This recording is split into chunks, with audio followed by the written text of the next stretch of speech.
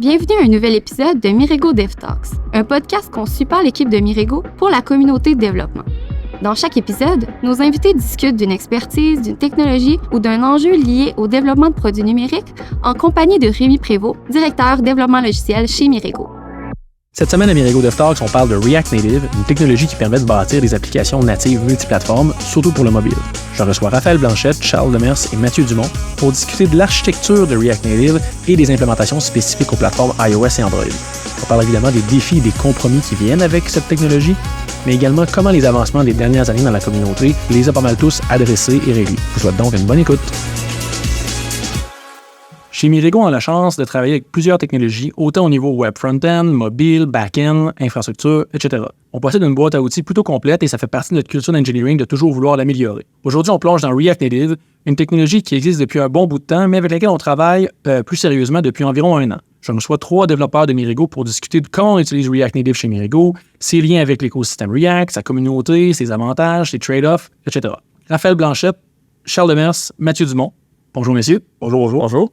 Premier podcast avec 3 invités. Ça va être excitant.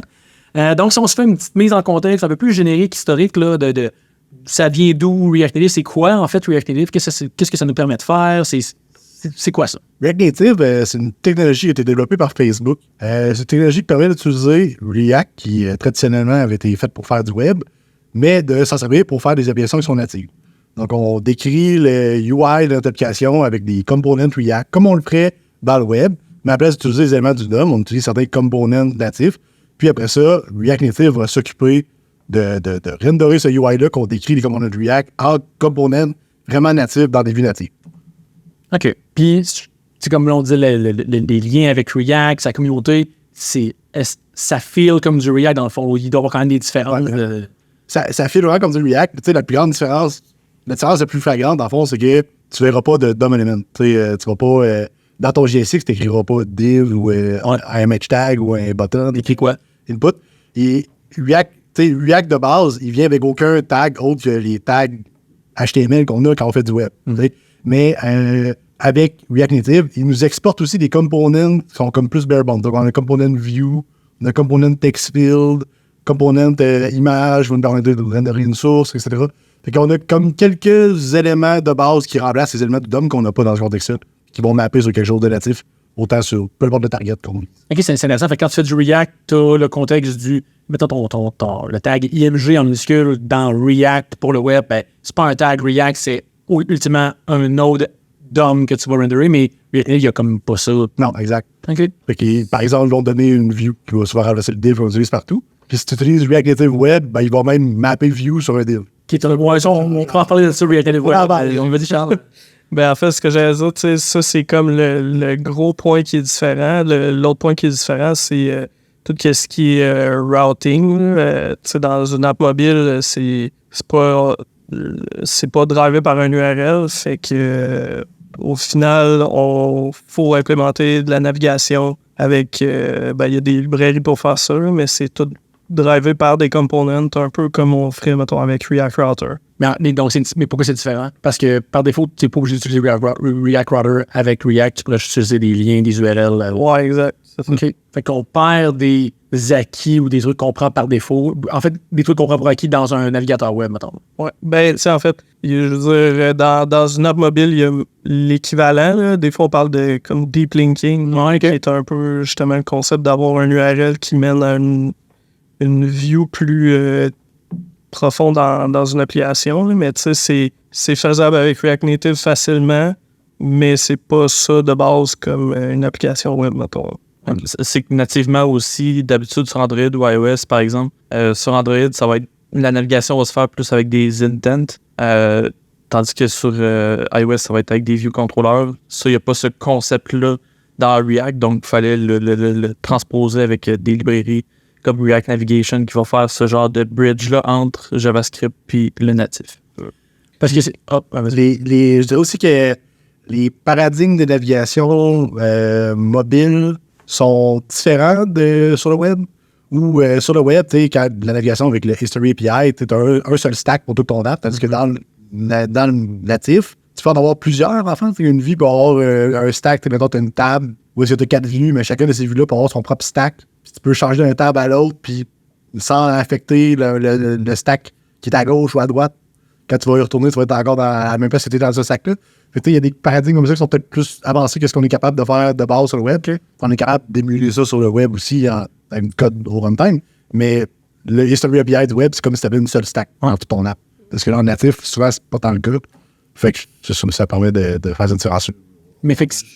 Vas-y, Jean. Ah, ben, en fait, j'allais comme changer de sujet un peu, mais dans le sens que, tu sais, on parle beaucoup des différences, mais je pense que une des grosses forces de React Native, c'est que, tu sais, on dit ça reste du React, c'est comme tout le code qui est du state management, tu sais, mettons, le classique Redux, il fonctionne en React Native aussi, tu sais, c'est toutes ces librairies-là pour faire du state management, on peut les réutiliser dans React Native, fait que c'est là que je voulais aller un peu aussi, puis pour revenir à ton point, en fait, à vos points, Matt Piraf, c'est de différence qu'il y a, mais c'est ce qui est la force aussi des librairies comme ton React Navigation, c'est le complexe, ce qui est complexe là-dedans, c'est de réunir ces deux philosophies-là ou ces deux manières-là dans une seule librairie, puis que toi, en tant que dev React Native, tu te poses pas la question intent ou view controller, ça abstrait en fait ces différences-là. C'est complètement transparent. Là. On utilise une seule stack de navigation pour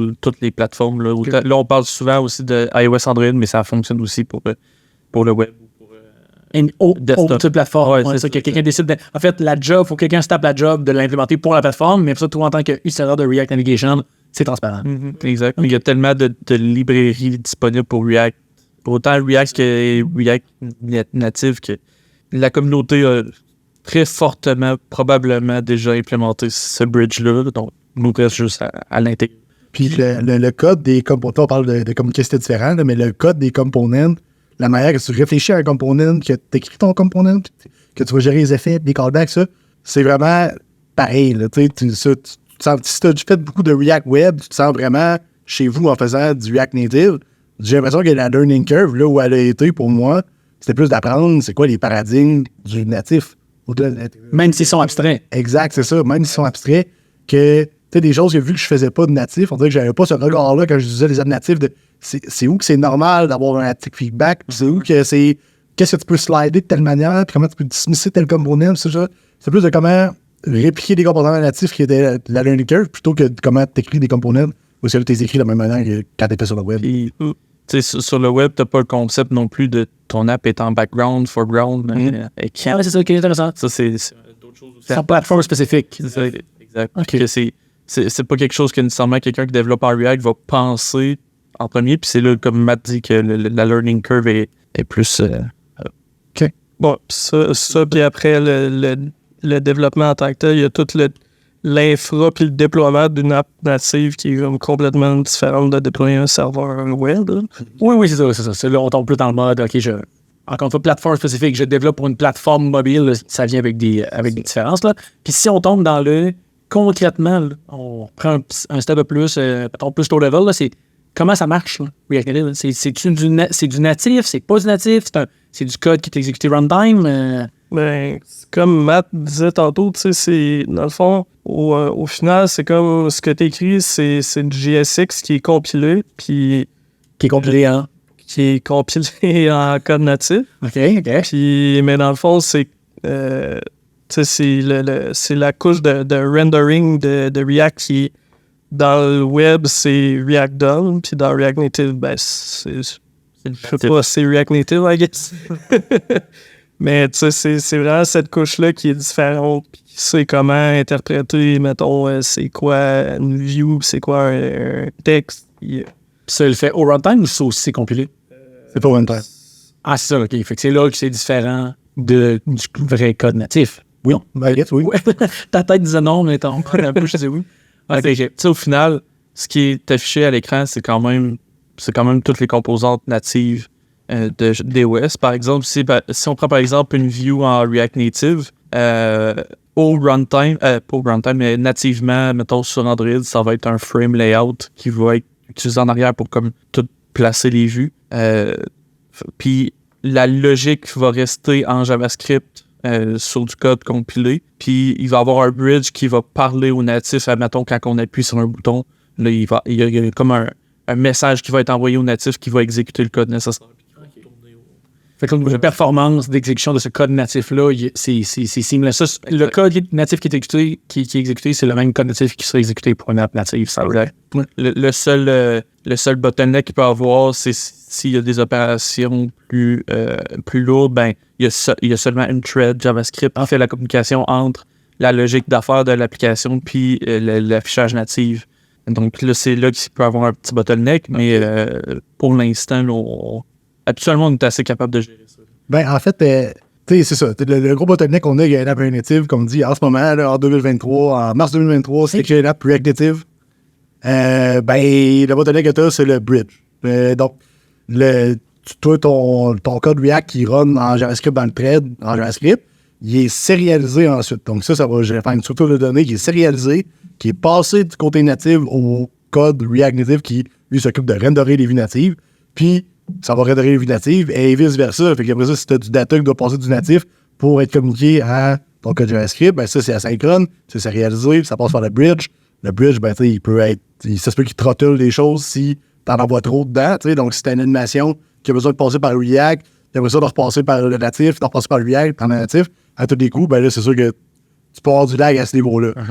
Donc, qu'est-ce qui est beau en ce moment, c'est que sont en train de refaire. Premièrement, il y a des librairies qui contournent ce problème-là. Donc, on a par exemple Reanimated pour faire des animations. Puis, on a une réarchitecture complète de React Native qui est en train d'être faite par la core team de React Native qui va complètement éliminer l'existence de ce bridge-là. Donc, ça va être capable de partager la mémoire entre le thread UI et le thread JavaScript. Puis, ça va passer par le GSI, qui est le JavaScript Interface de la VM de JavaScript pour partager cette mémoire-là. Fait qu'il n'y aura plus cette contrainte-là.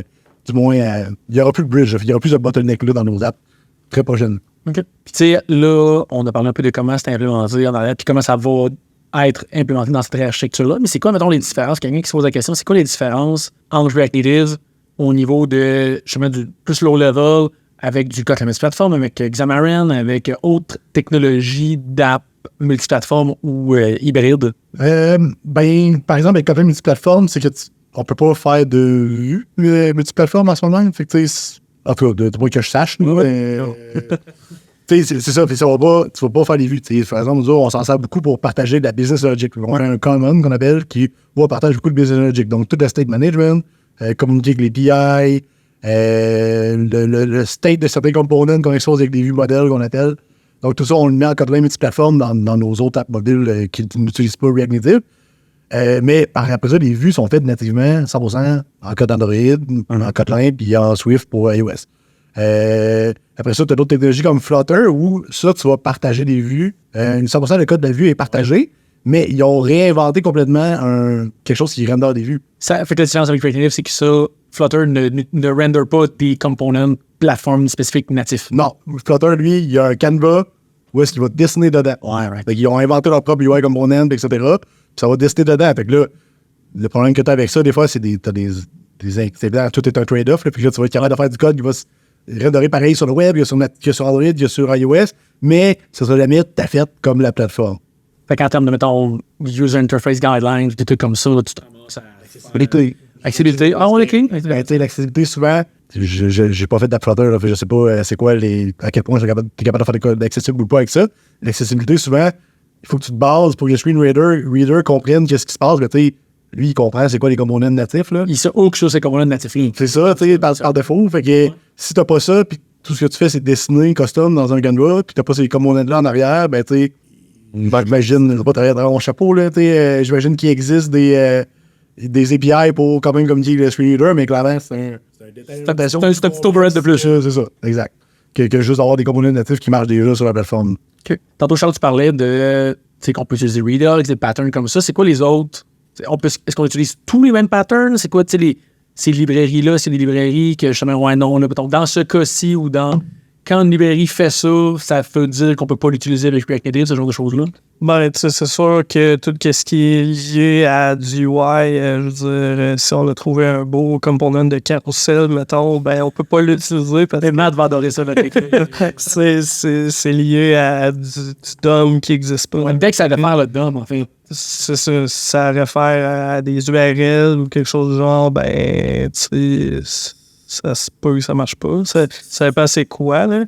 il y a des API qui vont fonctionner, mettons, là, c'est pas une librairie, mais c'est, mettons, l'API fetch, c'est web, mais ça fonctionne. Il y a comme porté ça pour que ça se comporte comme dans le browser, fait qu'on est capable de faire des requests avec, mais c'est ça, il n'y a pas comme 100% de l'environnement d'un browser, forcément. Puis c'est un gros bloqueur, ça? Est-ce que ça arrive plus souvent qu'autrement de faire ben oui, les components React, ça arrive beaucoup qui dépendent ou qui assument que tu utilises React et pas React Native? Ben, t'as vraiment t'as comme deux sphères dans la communauté React, là, où est-ce que c'est ça. Les components sont plus natifs, mais tu sais, t'as des components React Native, des components sont plus web, t'as des components web. En théorie, l'interopérabilité. C'est pas là. Théoriquement, ça peut être possible avec des choses comme React Native Web, mais tu sais, ça rend les choses compliquées. Fait que souvent, tu as des implémentations purement pour React Native, des implémentations purement pour le web. C'est rare que tu vas utiliser une librairie pour les deux. Dans tout ce qui a à faire avec le UI. Donc, tout ce qui est, par exemple, fetcher du data avec React Query, ça marche aussi bien React Native que sur le web, parce que c'est une interaction aux mêmes API dans le JS. Fait que c'est transparent. Uh-huh. Après ça, quand tu veux faire des animations, par exemple, je m'en vais sur le web et je vais prendre Framer Motion, mais faire des animations, ça peut être touché en React Native parce que tu veux que ce soit performant. Tu veux pas passer par le bridge, tu as toute cette contrainte-là que tu n'as pas sur le web. La manière d'optimiser ne sera pas la même que sur le web. Donc là, tu vas avoir une librairie qui est faite proprement pour fonctionner en React Native et qui va avoir des optimisations propres à React Native plutôt que juste essayer d'avoir quelque chose qui fonctionne pour tout. Fait qu'avec Reanimated, par exemple, un des exemples de qu'est-ce que ça fait pour fonctionner, c'est qu'on utilise des shared values puis des worklets. Que ça, en fait, c'est que ça va être capable de, en compilation, d'extraire du code qu'on considère comme des worklets, puis de partager des shared values avec le UI thread, puis qu'à place que tout le code relié aux animations se passe du côté du JS thread en React Native, eux autres, ils ont un autre contexte de JavaScript qui run dans le UI thread, qui partage la mémoire avec le UI, puis t'es capable d'animer des valeurs, etc., avec le UI, puis ça reste fluide sans passer par le bridge. Chose qu'on n'était pas capable de faire il y a 5 ans en React Native, alors qu'aujourd'hui, on peut faire ça avec ces librairies-là, qui ont ces optimisations-là. Mais tout ce concern-là, ça n'existe pas sur le web. Tu sais, ça ne ferait pas de sens de... Fait que si tu prends juste une librairie pour le web, pour animer ça en React Native, ben, probablement, il faut avoir des problèmes de performance, vu qu'il ne se prend pas ça en compte. Tandis que c'est ça. Tu sais, là, on parle beaucoup de UI aussi, mais il y a tout l'aspect stockage aussi sur le device, par exemple. Il y a des librairies qui existent en React Native pour permettre de stocker des données sur le device versus sur le web, par exemple. Là, c'est plus des données qu'on va stocker dans la session. Dans local storage, ouais. Ouais, c'est ça, exact. Fait que il y a cet aspect-là aussi là, qui change, qui varie entre les librairies qu'on peut utiliser dans React versus React Native. Parce qu'il n'y a pas de librairie qui existe qui abstrait tout ça. Ben, en fait, il y a des librairies qui existent pour React Native. Qui vont implémenter iOS puis Android séparés. Exact. iOS, Android, web en même temps. Exact. OK. Ben, en fait, il y a beaucoup de... on parle beaucoup de ces deux sphères-là. Il y a beaucoup de librairies React Native Web qui sont concerned uniquement pour le web, mais ça arrive vraiment souvent qu'il y a des librairies React Native qui ont aussi un target avec React Native Web qui vont fonctionner dans le contexte du web. Ça fait que là, mettons, parlons-en de ça. React Native Web. Ça, c'est de dire, OK, ben prenons du code React Native, comme moi, quand on dit les views, puis text field, puis il y a quelqu'un qui a fait la job de dire, ben moi, quand tu utilises ces components React Native-là, quand j'ai actually accès au DOM, ben, qu'il fait un DOM create element de cette affaire-là, puis ça va créer un vrai élément web. Ça, on utilise ça. On n'utilise pas ça en ce moment. OK. Puis c'est parce que j'imagine que ça vient quand même, comme on dit, avec des trade-offs. C'est que là, il y a... Je pense on s'est introduit un layer d'abstraction de plus, finalement. Ouais, c'est ça. Tu sais, t'es plus loin de la plateforme, puis tu sais, souvent, les librairies React Native sont faites justement pour contourner les bottlenecks de bridge, puis tout ça. Fait que tu sais, c'est comme ça va s'arranger pour le plus possible que la performance soit bonne en natif. Mais tu sais, le web, c'est comme un target de on le supporte, mais c'est rare les projets qui sont vraiment comme on supporte super bien à 100% les trois plateformes, puis même tu peux targeter Windows, mais il y a pas des casques VR aussi, c'est ça, tu peux targeter comme plein d'affaires, fait que c'est rare les projets qui supportent vraiment bien comme tous les targets que tu peux avoir, là. Généralement c'est plus. Ça prend une équipe puis en fait des tests, s'assurer que c'est optimisé pour les trois, pour les trois et pour les N plateformes, c'est ça qui est bien lourd, là. Ça, puis tu sais, c'est je vais reprendre les mots de Mathieu l'autre fois, tu sais, faire du React Native, c'est un peu faire du web en easy mode, là.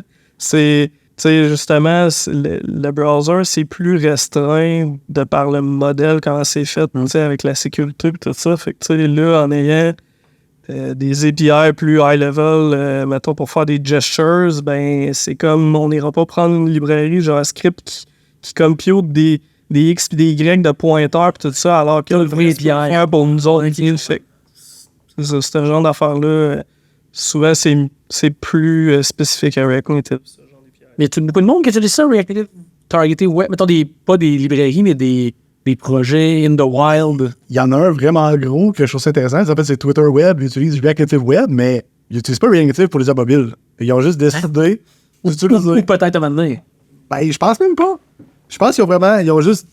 Parce qu'il y a des patterns qui sont intéressants dans React Native Web où est-ce que tu as des choses dans React Native qui sont mobile first. Ou, par exemple, les propriétés par défaut de. Premièrement, tout est en Flexbox.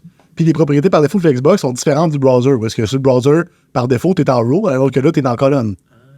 Par défaut, sur un browser, les views, ils ont le grow qui est à 1 pour le Flex Grow, mais en natif, le grow, il est à 0, parce que tu veux pas que ça prenne toute la... Il y a comme des subtilités de même où est-ce que tu es plus limité dans... Tu as comme un subset plus restreint de comment tu vas décrire une vue, puis que tu vas la styler, etc., qui peut faire en sorte que je pense que ça peut être intéressant de voir ces limitations-là quand tu fais du web. Je sais pas. Ben, c'est quand même c'est un mindset intéressant. C'est une contrainte qui est intéressante à travailler avec, mais de se la donner en disant on l'utilise, puis la question, il y a ça de pourquoi pas utiliser juste React? Ouais, puis ben aussi, tu sais, t'as toute la composition des styles avec le inline styling de React Native, parce que quand tu utilises genre React DOM, tu peux pas comme passer dans les styles un array d'objets, puis que lui, il va merger tout ça ensemble. Tu sais, alors que là, ben, avec des vues React Native, ben là, tu peux faire ça. Fait que t'as une couple de goodies de plus, c'est comme un React amélioré au niveau des components de base, versus ce que tu peux faire sur le DOM, versus comment que... T'as certains components, par exemple, comme un pressable, tu sais, que ça donne ça en React Native. Qu'un pressable, ben, tu sais, ça, c'est un component qui, c'est juste... Il n'y a pas de style comme un bouton, mais genre, il sert à gérer tout le style de bouton. T'es-tu press in, t'es-tu press out, t'es-tu press à côté, t'es capable de définir un hit slot, puis t'es capable de prendre un bouton, par exemple, qui est juste 16 pixels de large par 16 pixels de large, puis dire hit slot, 30 pixels, fait que 30 pixels autour de ce bouton-là, quand tu cliques dessus, il va register que le tab est à la bonne place, sans que tu affectes le layout. Fait que t'auras pas besoin de mettre du padding de 30 pixels, ça. Mais ça, React Native, il est capable de faire tout ça, fait que ça te transmet du côté de React Native Web, fait que t'as une couple de goodies de plus. Fait que dans toi, là, une fois que ça fait plein d'apps React Native sur lesquels tu travailles, tu te ramasses à faire un projet web, puis en te disant, OK, là, ton carte blanche sur la techno ou sur est-ce que React Native devient intéressant en moi? Couple de patterns que j'aimerais pas perdre, finalement. Là. Fait que c'est peut-être ça qui arrive. Oui, je pense que je l'essayerais. On va aller voir ça. Twitter l'a fait, c'est peut-être pas si fou que ça. Mais tu sais, je pense que Twitter, Twitter, c'est dans le site, là. Mais tu sais, Twitter, c'est quand même un drôle comme cas d'utilisation, justement, parce qu'il l'utilise juste pour le web. Je pense que, tu sais, mettons, chez Mirego, ça serait plus pensable s'il y avait un client qui arrivait et il disait je veux mon app sur les deux plateformes natives puis le web, puis l'app va être exactement pareil, tu sais. Parce qu'au final, c'est ça le gain de l'écrire une fois que ça roule partout. Mais l'app est pareil ou on peut se partager certains components? Parce que si, mettons, tu sais, juste de se partager certains components, ça peut quand même être pratique, là. Mais en même temps, c'est comme Charles disait tantôt, tu sais, ces deux plateformes sont tellement différentes. Mobile et web, tu penses? Ben, mobile et web, exactement. Tu sais, quand tu fais du Android puis du iOS, ben là, les paradigmes, ça ressemble beaucoup. Fait que le dénominateur commun, il n'est pas si loin que ça de ce qu'il y a là. Quand tu ajoutes le web là-dedans, puis qu'en plus que le web, c'est pas le focus principal des gens qui développent des librairies aussi. Ok, intéressant. C'est ça, c'est qu'il y a plein de targets dans les librairies React Native, mais le focus est beaucoup mis sur iOS et Android. Les autres, souvent, on dirait que c'est plus comme un minimum viable de ça semble rouler, ça semble marcher, tu peux l'utiliser, mais il n'y a personne qui le fait. L'impression que tu vas arriver sur le web, puis tu peux utiliser Flashlist pour faire une liste virtualisée, puis là, elle a un target qui marche sur le web, mais je serais curieux de voir, il y a peut-être 2-3 glitches de plus, puis un bug va être fixé plus long, ce qui va prendre plus de temps à fixer que sur iOS ou Android, fait que tu te ramasses à niveler vers le bas, de trouver c'est quoi la manière que ça peut marcher sur les trois, le web, puis sur Android, puis iOS, pour que ça marche partout. plutôt que juste avoir de quoi qui est vraiment nice sur Android par iOS, puis faire de quoi de custom sur le web. Mais tu sais, probablement que Flash, c'est pas Jean-Charles Beffard qui gère ça. Fait que probablement que les autres, ils l'utilisent dans leurs apps mobiles, mais ils utilisent ça dans leur app web. Ils utilisent-tu, est-ce qu'ils utilisent React Native Web puis Flash dedans? Peut-être même pas. Là. Fait que moi, ça, c'est top pour eux autres d'avoir à maintenir. C'est toujours ça, on dirait que les libres, c'est qu'il y a ces targets-là, puis t'as le target de Windows, puis de desktop macOS, etc. C'est toujours ces targets-là, mais on dirait toujours que c'est un afterthought, là, de comme...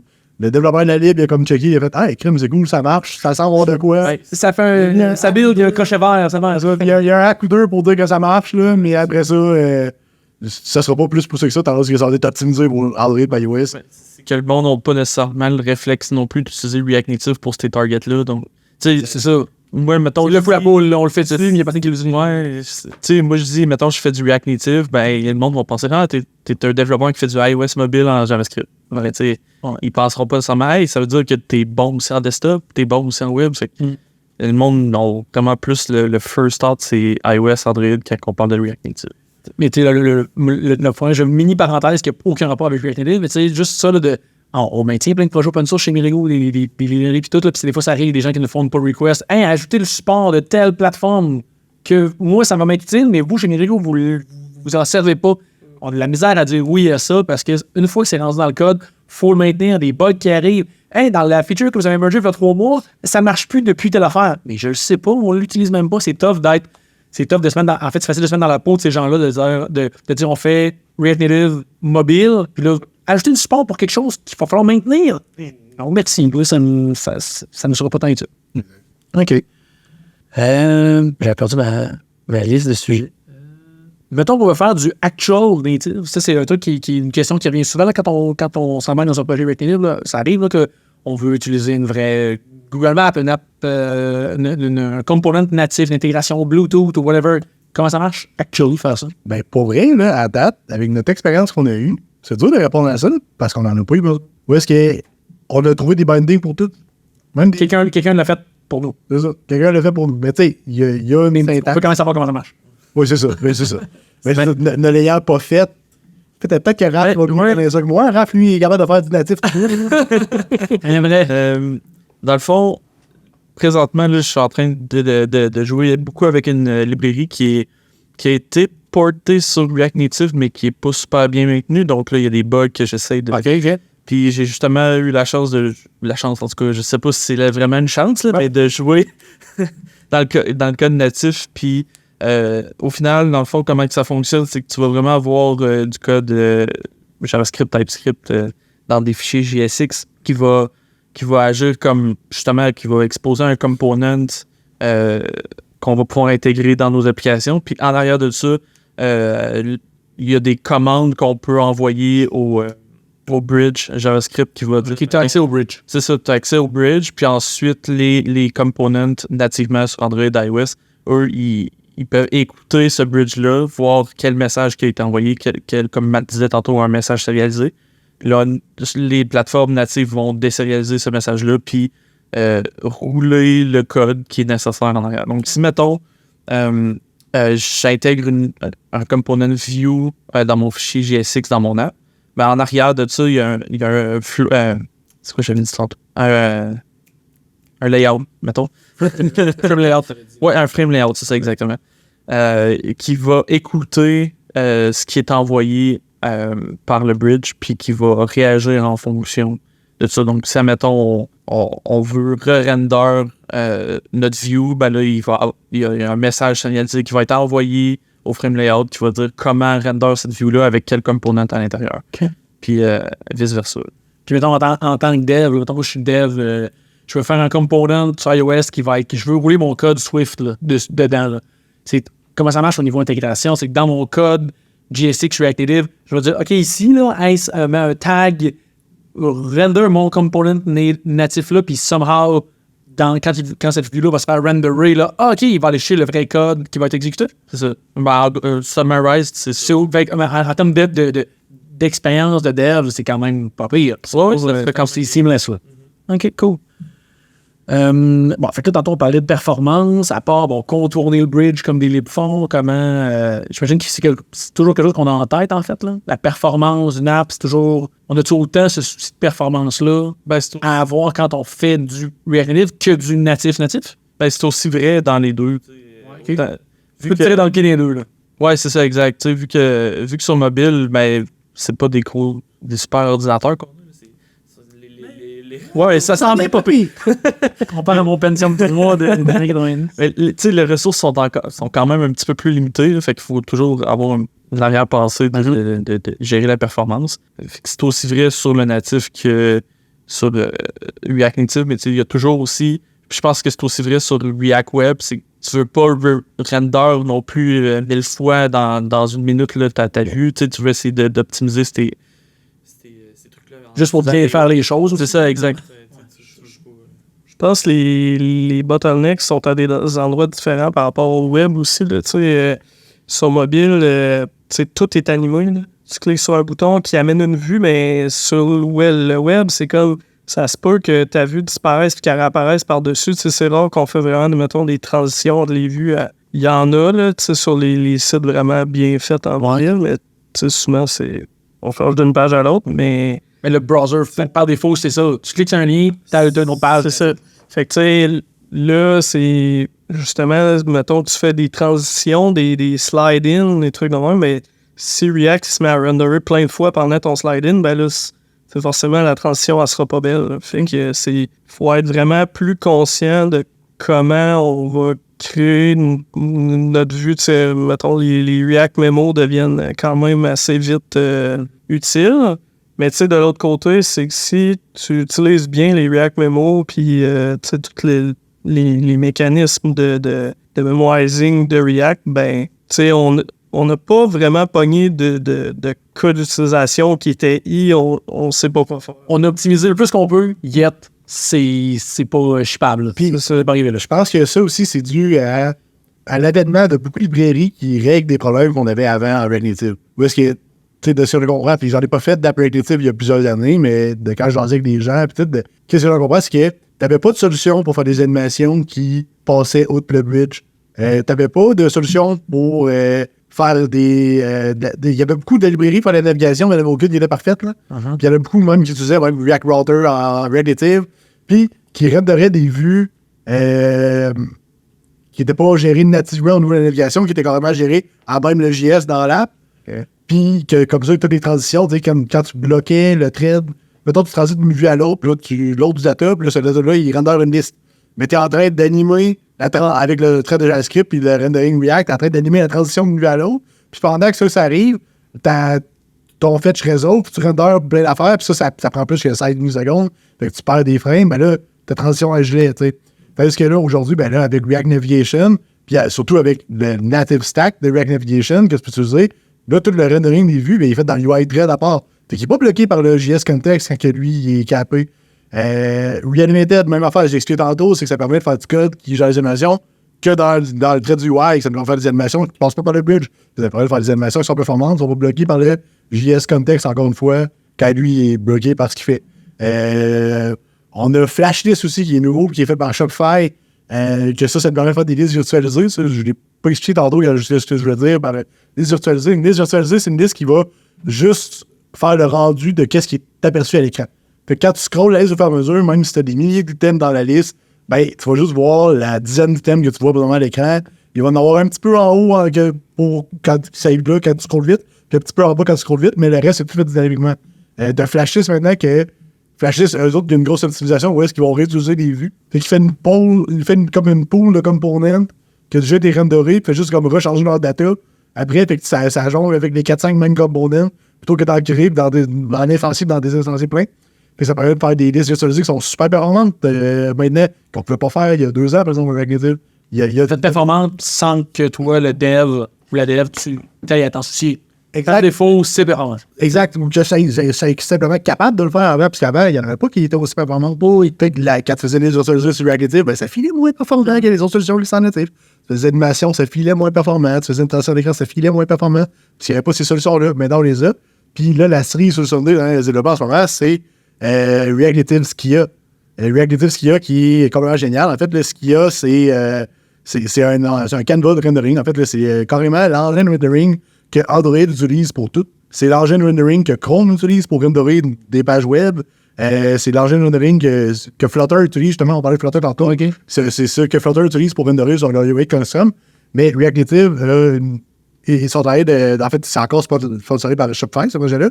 Ils sont en train de faire des bindings pour ça qui permettent d'avoir des components qui sont 100% renderés par SIA. Fait que tu as un Canva où est-ce que tu peux quand même avoir des shaders comme en développement de jeux vidéo, puis parler au GPU direct, puis renderer des affaires complètement folles à même ton component React Native, ce qu'on ne pouvait pas faire avant encore, puis on a ces limitations-là avant, mais que là, aujourd'hui, on n'a plus ces limitations-là. C'est pour ça qu'avec nos React Native aujourd'hui, les problèmes de performance sont moins apparents, parce qu'on a des outils pour répondre à chacun de ces problèmes de performance-là qui sont typiques du mobile. OK. De quoi rajouter, merci. Matt a bien résumé. Je suis parti sur une grosse chie. Puis, mettons, en terminant, en fait, un mini final, le futur de React Native, là, parfait. Matt, ton envolée était bonne sur, bon, OK, parfait, ça s'améliore clairement. Depuis les années, ça s'est amélioré. C'est quoi le futur? C'est quoi le next? Est-ce que React Native est toujours un bon choix? Est-ce qu'il y a des apps mobiles qui se bâtissent pas avec React Native? C'est de plus en plus rare, je dirais. Justement, avec la communauté qui est toujours prête à intégrer les components qui n'existent pas encore, qui n'ont pas encore été bridgés. Je pense que le plus gros défi pour quelqu'un qui voudrait faire une app en React Native, ce serait de faire de la réalité augmentée, par exemple. Où là, tu sais, on prend la caméra puis on utilise vraiment comme les components natifs. Mais ça, tu pourrais le faire en natif. Tu pourrais l'implémenter, c'est ça. Mais c'est ça, ton app, c'est ça. Ben là, finalement, tu utilises React Native pour juste après ça, faire chacun ton implémentation native. Il y a beaucoup de jobs de bras qui vont devoir être faits pour que ça se fasse, mais c'est faisable. Tu sais, je veux dire, au final, en arrière, c'est du natif. Donc, tout ce qui est faisable en Android, iOS, c'est faisable aussi en React Native. Ça va juste dépendre du niveau d'intégration qu'il y a ou du nombre de librairies qui existent. Mais ce qui va être tough, c'est de faire cette abstraction-là. C'est ça. Il y a peut-être des cas plus extrêmes. Tu sais, par exemple, je me rappelle, il y a quelques années, j'avais lu un post-mortem de Uber qui avait réécrit leur app Objective-C en Swift. Puis, en faisant ça, ils ont vécu beaucoup de problèmes avec le nouveau linker, puis la taille de l'app qu'il y avait, où ils étaient capables de dire, si j'augmente mon app de 10 MB, je perds 100 millions de revenus parce qu'il y a des pays qui n'ont d'autres buts. En ayant ce scale-là, énorme-là, que faire une app purement native en Swift, c'était pas assez performant pour eux autres comparé à en Objective-C. Ben là, c'est sûr que je pense que React Native va peut-être pas à cote, là. Mais qui est pas à cause de la performance. Qui est à cause peut-être... c'est tellement pointu. C'est ça, qui scale, puis les autres, ce que j'en comprends, c'est qu'il y avait énormément de code qui changeait en fonction du A/B testing, puis de où est-ce que tu es dans le monde, là. Fait que ce code-là doit être bundlé à une seule version dans l'app. Quand l'app que j'ai présenté sur le téléphone de Uber, il y a du code qui est fait pour rouler juste aux Philippines. Mais ça vient avec mon app. Ou ça va être incapable d'aller chercher une mail, tu sais, je sais pas, leur d'alimentation. Road, c'est quoi? Puis c'était quand même quelques années, puis probablement avec des problèmes qui existaient avec ça, puis il doit y en avoir plein qui sont réglés aujourd'hui pour eux autres. Mais tu sais, quand j'entends quelque chose comme ça, je me dis, Grim, peut-être que React Native, ça aurait des fous de faire ça, là, mais par exemple, tu sais, pour ce qui est de 99,9% du commun des mortels qui font des applications exemple, comme du Propri ou Chocofab ou je sais pas. Tous ces clients comme ça, ce genre de projet-là, que ce scale-là, moi, je suis en pleine confiance de mes moyens qu'il y a une app React Native, puis je vois pas de problème. Évidemment, il faut que tu comprennes bien comment faire du React performant. Tu peux pas faire n'importe quoi. C'est pas un silver bullet, puis c'est un truc qui circulait aussi quand React Native a débuté, dans les, je sais pas, 2015, 2016, 2017. C'était beaucoup ça, c'était n'importe quel dev web peut maintenant faire du mobile. Ouais, là, puis tu sais, je pense qu'il y a aussi dans la communauté du monde qui sont très willing à montrer comment, tu sais, il y a très peu de trade-off, là. Genre, c'est William c'est lui, justement, qui travaille sur React Native Skia. C'est ça. Tu sais, lui, il y a plusieurs vidéos sur YouTube qui démontrent comment faire des animations dans des apps natives, des animations très compliquées qui est comme, est-ce que ça se fait en React Native? Puis la réponse, c'est tout le temps oui, là. Fait que spoiler. C'est quand même... spoiler, là. Mais fait que ça, c'est quand même encourageant, là. Parce que moi, ma vision, c'est que à moins de vouloir faire, mettons, un jeu en 3D, il n'y a pas grand-chose qui n'est pas faisable. Okay. Donc, en terminant, messieurs, si je vous demande qu'est-ce que vous souhaitez pour l'avenir de React Native, qu'est-ce que vous me répondriez? Raph? Moi, ça serait d'essayer de continuer à démystifier les tabous qui sont autour de React Native, parce qu'il y a beaucoup de monde qui ont testé React Native dans le temps où c'est sorti en 2015-2016, ou que là, c'était pas performant, puis tous les autres points qu'on a nommés pendant notre talk, mais aussi de continuer à montrer que React Native, justement, c'est pas un projet mort, c'est un projet qui est bien vivant, puis qui est...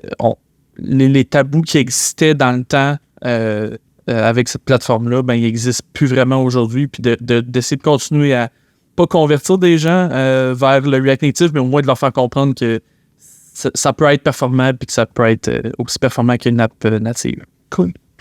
Moi, je souhaite que dans le futur, le travail continue encore plus dans le même sens que Expo, qui est une librairie sur eux qu'on va vraiment parler, mais qui simplifie vraiment beaucoup la vie des développeurs qui n'ont pas de background natif. Là, tu peux littéralement starter ton app sans même ouvrir Xcode ou Android Studio. Fait que de baisser la barrière, je dirais, d'accès vers les apps natives.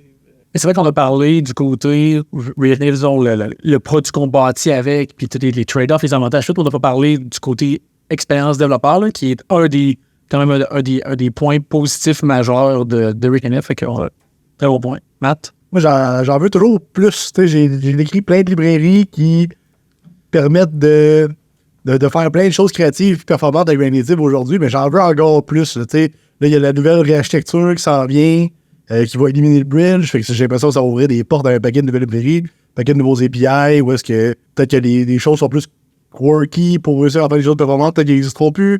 Il y a des choses aussi dans Reanimated qui s'en viennent là, au niveau de faire des transitions d'une vue à l'autre, que ton component qui va prendre 100% de l'espace et aller se placer dans le component de l'autre page. Tout ce genre d'affaires-là, ce genre de goodies-là qui s'améliorent encore plus, qui vont nous permettre de faire des apps natives encore plus cool. J'en veux encore plus. Faut que je me sens pas limité en ce moment quand j'en fais, mais j'en veux encore plus. Cool. Bon, merci beaucoup, messieurs. Peut-être qu'on s'en reparle dans le futur avec encore plus de... Écoute, tu viens d'avoir une bonne idée de prochain sujet. Exact. Merci beaucoup. Merci d'avoir été là pour cet épisode de Mirego DevTalks. Vous pouvez en apprendre plus sur Mirego, notre expertise, nos projets et nos postes disponibles en visitant notre site web au mirego.com. On vous invite aussi à poursuivre la conversation sur Twitter avec le hashtag MiregoDevTalks. N'hésitez pas si vous avez des questions, des commentaires ou si vous voulez interagir avec l'équipe de Mirego. Continuez à nous suivre et à partager les épisodes sur votre plateforme de podcast préférée et au plaisir de se retrouver au prochain épisode.